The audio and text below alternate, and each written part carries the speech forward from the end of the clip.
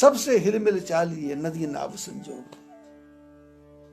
जो आया उससे हिल मिल के रहना है।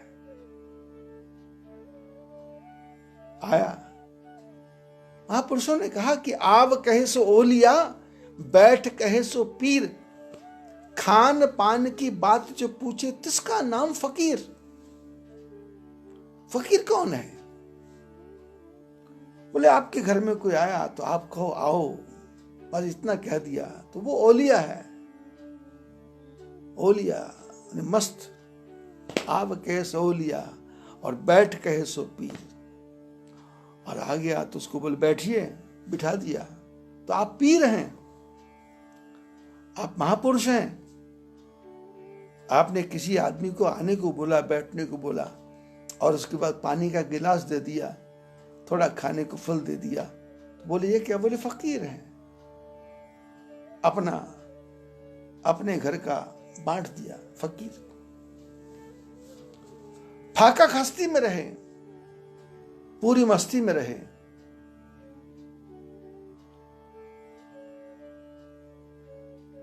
जो आया है उसका निरादर नहीं करना। संसार से मिलना है लेकिन संसार के गले नहीं पड़ना और संसार को अपने गले नहीं डाल लेना। हमने क्या किया? हम संसार को छोड़ना चाहते हैं और संसार हमसे छूटना चाहता है, पर हमने मन से ऐसा उसको बांध लिया संसार को कि हमारा इसके बिना गुजारा ही नहीं होगा।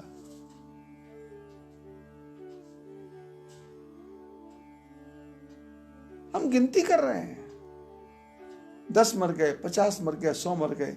अरे यमराज के पास तो लोग रोज हर क्षण लाखों जीव मर रहे हैं गाड़ी के टायरों को नीचे आकर के। गिद्ध मछलियों को मार रहे हैं, भालू मछलियों को खा रहे हैं, छोटी मछली बड़ी को खा रही है, चींटियां कीड़ियों को खा रही हैं, चींटियां सांपों को खा रही हैं, सांप चींटियों को खा रहे हैं। कितना हत्याकांड मचा है। किस किस से भगवान पूछेंगे एकादशी का व्रत छोड़ा या एकादशी का व्रत पकड़ा? ये तुम्हारे कर्म तुम्हारे साथ जाएंगे, तुमसे कोई प्रश्न नहीं करेगा, भगवान से नहीं। भगवान नहीं पूछेंगे। गीता में, रामायण में, भागवत में कहीं परमात्मा ने कभी किसी प्राणी को कहा नहीं कि तूने भगवान का भजन क्यों नहीं किया। तू करेगा तो तेरे को सुख मिलेगा, तू नहीं करेगा तो किसी को भी परेशानी नहीं। भगवान भोजन करते समय भगवान का नाम लिया तो आपको आनंद आएगा। भोजन सामने रखा है, दोनों हाथ जोड़ के प्रणाम कर लिया।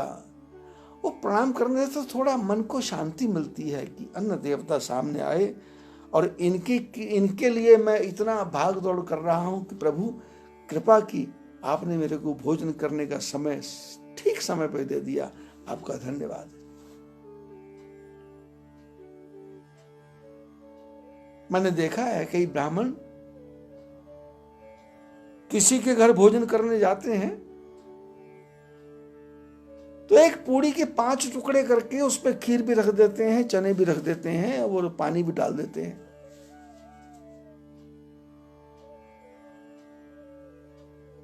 उनसे बात करो ये क्या है? बोले पंचग्रास निकाले हैं। अपने घर में भी निकालते हो क्या? अपने घर में नहीं निकालते, दूसरे की रोटी है निकालते हैं। इससे क्या होगा? पंचग्रास निकाले आपने, हुआ क्या? और जिसके यहाँ निकाले उसको आपने बताया इस पंचग्रास का क्या करना है। और जिसके घर में निकाले उसने सोचा शकुन है, उसने देखा शकुन है, उसने उठा के गाय को खिला दिया।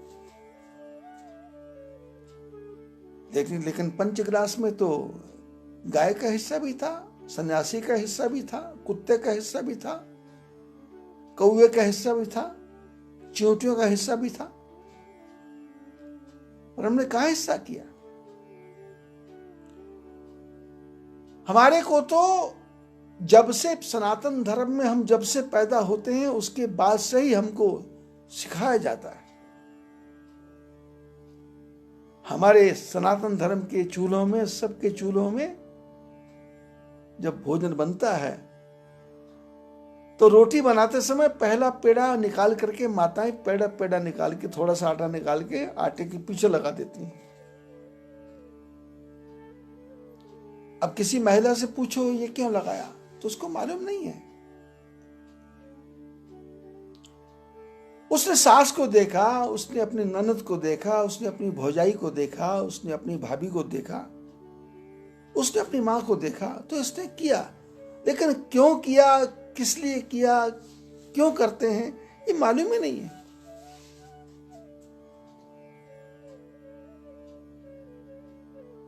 शास्त्रों ने कहा था कि आपका जो भोजन है उसमें जो पहली रोटी है वो सन्यासी की है। या फिर पंच अग्नि यज्ञ कर लो, उपला जला लो, रोटी की 5 ग्रास बनाओ, थोड़ी चीनी लगाओ, उसमें अग्नि में डाल दो, ऐसा कहा गया। या फिर पहले 5 ग्रास निकालो, कौए को, गाय को, कुत्ते को, इनको डाल दो। तो नियम क्या था कि पहली रोटी सन्यासी की, पहली रोटी गाय की, पहली रोटी कुत्ते की। अब पहली रोटी में उन्होंने कहा 5 हिस्से कर दो, पंचग्रास कर दो। पंचग्रास करो तो बोले पंचग्रास क्या करना, बोले पंच अग्नि यज्ञ कर लो। अब उपला नहीं है, गैस है, तो वहां कैसे करेंगे, गैस खराब हो जाएगी। तो उन्होंने कहा डिवाइड कर दिया, गाय को कुत्ते को डाल दो। अब 5 रोटी निकालेंगे। आप तो घर में आटा लाते हो, जो किसान है वो तो 12 महीने यज्ञ कर रहा है, 12 महीने यज्ञ कर रहा है। खेत में जाके बीज डालता है और बीज डाल के घर आ जाता है। कबूतर आते हैं, चिड़िया आती है, उसके बीजों को उठा के खा के चली जाती है। वो टेंशन में नहीं रहता, वो कहता जो मेरे भाग्य का वो आ जाएगा। फिर उसके बाद में खेती पकती है, खेती पकने के बाद खेती कटती है, और खेती जब पकती है तो उस समय भी जंगली सूअर आते हैं, जंगली गाय आती है, तोते आते हैं, मैना आती है, पक्षी आते हैं, तोड़ तोड़ के खा के जाते हैं। ये अपनी तरफ से पहरेदारी करता है, लेकिन यदि खा गए तो उसको टेंशन नहीं है। और उसके बाद में जब खेती का समय आता है तो उस समय भी मैंने देखा है कि हमारे जो महात्मा लोग हैं, जो महापुरुष लोग हैं, वो मंडियों में पहुंच जाते हैं। वृंदावन के, बद्रीनाथ के, केदारनाथ के, गंगोत्री की, यमुनोत्री के पंडा मंडियों में पहुंच जाते हैं किसानों के पास कि तुमने अनाज लाया तो 5 किलो यहां दे दो। तो बेचारा वहां भी तेरा। अब उसको पंचअग्नि यज्ञ करने की क्या जरूरत है, वो खेती में बीज डाला तो भी उसने यज्ञ ही किया, खेती में से चिड़िया खा गई उसने यज्ञ ही किया। और उसके बाद में हमारे जैसे महात्मा पहुंच गए, लाओ जी लाओ, दे रहा। अब हरिद्वार में जाओगे आप, हरिद्वार में जो आश्रम है, पंजाब, हरियाणा, हिमाचल में जाकर के महात्मा गेहूं ला के उठा के लाते हैं और ला करके अपने यहां भरते हैं, और भर करके फिर उसको बाजार में बेच रहे हैं, बाजार में बेच रहे हैं। बेचारा किसान तो दे ही रहा है, और हम गृहस्थी हैं, तो गृहस्थी को क्या करना है। हम किसान नहीं हैं, गृहस्थी हैं। अनाज हमारे घर में आया, अन्न देवता हमारे घर में आए, तो अन्न देवता को 5 टुकड़ों में गाय, कुत्ते को, इसको जानवरों को देना है।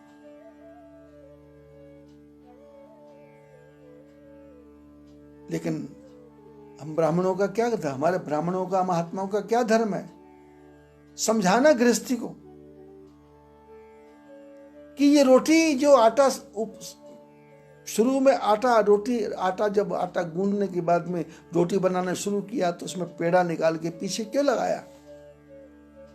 उसके लगाने के पीछे कारण यह था कि पहली रोटी साधु की थी, लेकिन घर में बच्चे हैं, बच्चों ने कहा माँ भूख लगी है, तो माँ ने देखा महात्मा तो आए नहीं, तो उन्होंने वो पेड़ा उठा के पीछे रख दिया। जिसको हमारी सीधी सादी भाषा में बोलते हैं कि पीछे की रोटी नहीं खाना। ऐसा लोगों में कहावत है कि पीछे की रोटी नहीं खाना।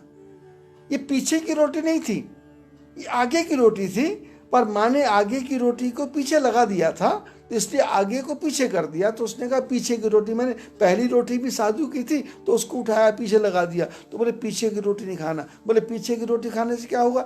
बोले बुद्धि पीछे हो जाएगी। बुद्धि पीछे नहीं हो जाएगी, जब हम दूसरे के अन्न को खाएंगे तो उससे बुद्धि भ्रष्ट होगी। महापुरुषों ने कहा पर अन्न हरे, पर धन चुरे, पर सेज रमे, पर नारी गमे। यदि इंद्र रहे तही श्री ना रहे। जो पराये अन्न को ही खाता रहता है, पर अन्न हरे, अपनी मेहनत नहीं करता, अपना उपक्रम नहीं करता, अपने हाथ पर नहीं चलाता, बस आ जाए अजगर की तरह वो खाता है, पर अन्न हरे, दूसरे का नहीं। पंजाब में नंगल में हमारी एक बिटिया बोलो या बहन बोलो, सिख परिवार में है, परम धार्मिक, नंगल में दोनों बहनें, दोनों भाइयों के साथ शादी, दोनों परिवार इकट्ठे। और वो बताया करती थी कि धर्मशाल दिया रोटियां तिन्न कम करेन, हड्ड गालन मत मारन, उबरन मूल न देन। बोले धर्म की रोटी 3 काम करती है, धर्मशाला की रोटियां 3 काम करती हैं, धर्म का अन्न 3 काम करता है। बोले क्या? बोले हड्डियों को गला देता है, हड्ड हरामी बना देता है, हड्डियों में ताकत खत्म हो जाती है, हड्ड गालन मत मारन बुद्धि भ्रष्ट कर देती हैं, और उबरन मूल न देन, जो धर्म का अन्न खाते हैं उनके वंश का विनाश हो जाता है, उनके वंश में पानी देने वाला बचता नहीं है। पराया अन्न खाना है तो अन्न खाने के पहले भगवान का भजन कर लो, माला फेर लो, मंत्र जप कर लो, क्योंकि गृहस्थी की रोटी है। पता नहीं कौन सी वृत्ति से दी है, पता नहीं कौन विचार करके दी है, पता नहीं कौन सी भावना से दी है। तुम्हारे पास दान का पैसा आ रहा है, इसको हड़पो मत।